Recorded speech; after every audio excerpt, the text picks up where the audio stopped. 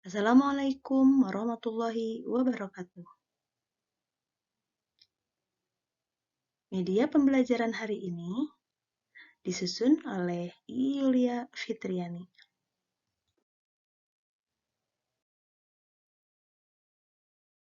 Selamat pagi anak-anak kelas 5. Apa kabar hari ini? Bagus, terima kasih ya. Alhamdulillah hari ini kita dalam keadaan sehat walafiat. Mudah-mudahan kita bisa terus belajar walaupun pada masa pandemi hari ini kita tidak bisa tatap muka. Tetapi walaupun begitu, kita masih tetap bisa belajar dengan semangat. Anak-anakku, pelajaran hari ini kita akan membahas tentang tema 5 ekosistem, subtema 2 hubungan antar makhluk hidup dalam ekosistem pembelajaran ke-1. Hari ini muatan pelajarannya adalah IPA dan Bahasa Indonesia. Semoga pembelajaran hari ini kalian bisa terus semangat dan ceria. Nah, sebelum itu jangan lupa ya selalu berdoa sebelum kita belajar agar Allah senantiasa mempermudah segala urusan kita dan mendapatkan ilmu yang bermanfaat. Yang pertama, yaitu kita akan belajar tentang IPA terlebih dahulu.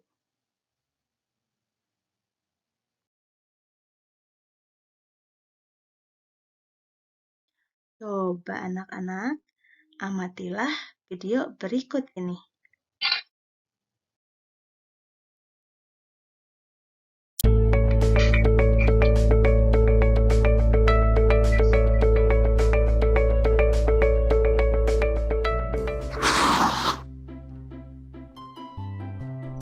Rantai makanan. Rantai makanan adalah sebuah peristiwa makan dan dimakan antara sesama makhluk hidup dengan urutan-urutan tertentu. Dalam suatu rantai makanan terdapat makhluk hidup yang mempunyai peran sebagai produsen, konsumen, dan sebagai dekomposer atau pengurai. Mari kita simak gambar berikut ini. Contoh rantai makanan pada gambar berikut ini terdiri dari rumput, belalang, katak, ular, elang, dan juga pengurai.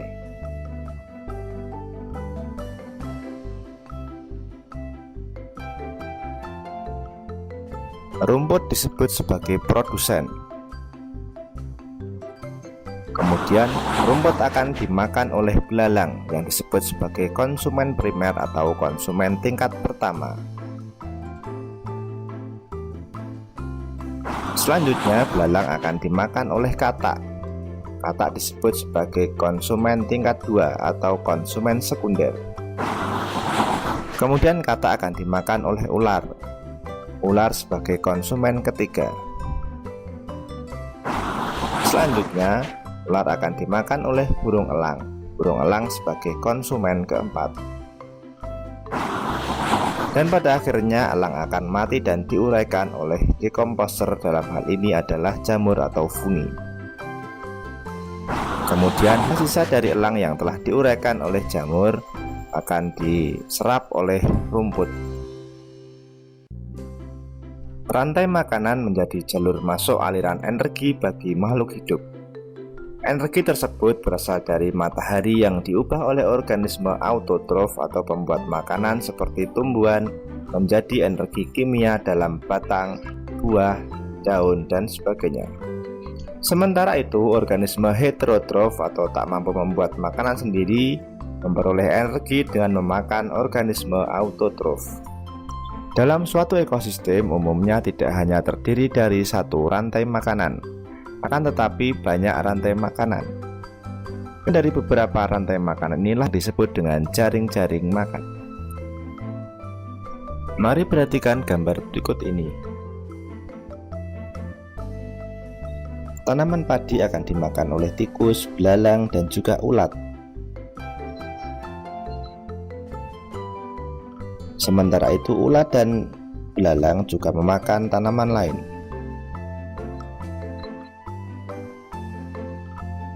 Kemudian ulat dan belalang akan dimakan oleh ayam.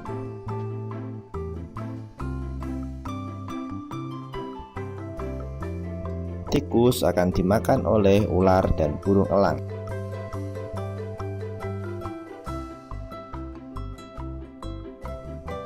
Belalang dan ulat akan dimakan oleh katak. Kemudian ayam juga akan dimakan oleh ular. Selain ular, ayam juga akan dimakan oleh burung elang. Inilah yang dinamakan dengan jaring-jaring makanan. Jadi jaring-jaring makanan itu terdiri dari beberapa rantai makanan yang saling berkesinambungan.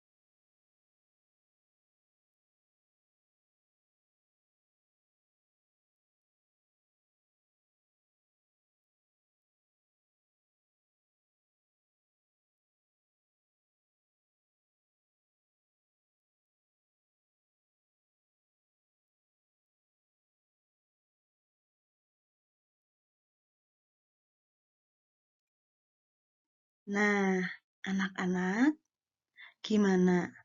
Kalian sudah mengamati video tadi kan? Sekarang coba Ibu mau tanya, apa itu perbedaan rantai makanan dan jaring-jaring makanan? Iya, bagus sekali. Rantai makanan adalah peristiwa makan dan dimakan dengan urutan dan arah tertentu. Pada peristiwa tersebut terjadi perpindahan energi dari produsen ke konsumen, kemudian ke pengurai. Hal ini terjadi secara terus-menerus. Jaring-jaring makanan adalah hubungan antar rantai makanan dan apa yang dimakan spesies dalam sistem ekologi, atau dengan kata lain, sekumpulan dari beberapa rantai makanan yang saling berhubungan. Perbedaan secara umum antara rantai makanan dan jaring-jaring makanan adalah rantai makanan merupakan bagian dari jaring-jaring makanan, atau rantai makanan hanya proses makan dan dimakan dengan skala lebih kecil. Sedangkan jaring-jaring makanan merupakan proses atau sekumpulan dari rantai makanan dengan skala yang lebih besar dan luas. Nah, di sini sudah ada gambar perbedaan antara rantai makanan dan jaring-jaring makanan. Secara gambar di samping ini, sangat terlihat jelas bahwa rantai makanan adalah bagian dari jaring makanan. Iya, hebat semua. Nah, sekarang amatilah gambar di bawah ini.